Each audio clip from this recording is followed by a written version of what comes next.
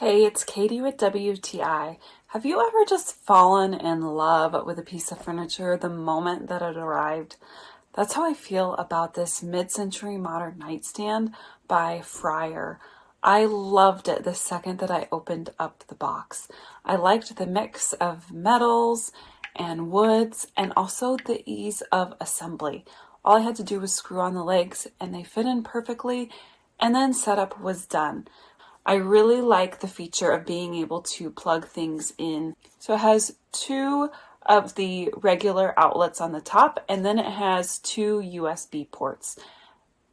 It has an LED light at the bottom, and to activate it, you would just tap it or simply swipe your hand or wave your hand over the little activation spot. It's a tiny circle, and it's so convenient at night.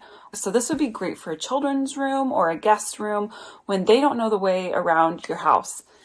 This drawer is metal.